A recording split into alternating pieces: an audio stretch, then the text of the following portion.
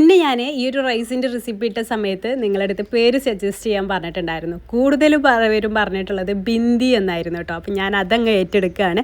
അപ്പോൾ ബിരിയാണിയുടെയും മന്തിയുടെയൊക്കെ എളാപ്പമൂത്ത അപ്പായിട്ട് വരുന്ന ഈ ഒരു ബിന്ദി എങ്ങനെ ഉണ്ടാക്കിയെടുക്കുന്നത് കണ്ടാൽ 3 കപ്പ് ഗോൾഡൻ ബസ്മതി റൈസ് കഴുകിയതിന് ശേഷം അരമണിക്കൂർ വെള്ളത്തിൽ സോക്ക് ചെയ്യാൻ വേണ്ടിയിട്ട് മാറ്റി വെച്ചിട്ടുണ്ട്. ഇനി ഒരു കുക്കറിൽ 5 ലിറ്ററിൻ്റെ കുക്കറിൽ 3/4 കിലോ ചിക്കനും അതിലേക്ക് ചെറിയൊരു പിടി പുതിന ഇല, 2 ടേബിൾ സ്പൂൺ ഇഞ്ചി വെളുത്തുള്ളി പേസ്റ്റ്, ഒരു ക്യാപ്സിക്കം ചെറുതായിട്ട് അരിഞ്ഞതും, 2 ടേബിൾ സ്പൂണ് ടൊമാറ്റോ സോസും, പിന്നെ മെയിനായിട്ടുള്ള ഇൻഗ്രീഡിയൻറ്റ് അറബിക് മന്തി മസാല പാക്കറ്റിൽ വാങ്ങിക്കാൻ കിട്ടില്ല, അത് 2 ടേബിൾ സ്പൂണും ബിരിയാണി മസാല വാങ്ങിക്കാൻ കിട്ടില്ല, അത് 2 ടേബിൾ സ്പൂണും ചേർത്തിട്ടുണ്ട്.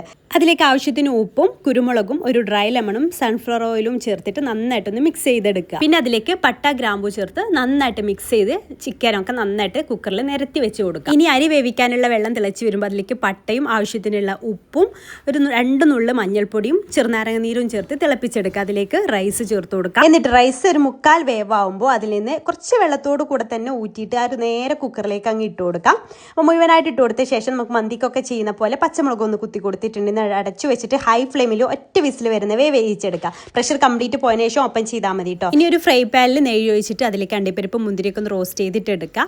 അത് മാറ്റിയതിന് ശേഷം അതിലേക്ക് ക്യാരറ്റ് നീളത്തിൽ അരിഞ്ഞതും ചേർത്തിട്ട് റോസ്റ്റ് ചെയ്തെടുക്കുക. എല്ലാം കൂടെ ഒരു പാത്രത്തിലിട്ട് അതിലേക്ക് 1 ടേബിൾ സ്പൂൺ പഞ്ചസാര കൂടെ ചേർത്ത് നന്നായിട്ടൊന്ന് മിക്സ് ചെയ്തെടുത്തിട്ട് മാറ്റി വെക്കാം കേട്ടോ.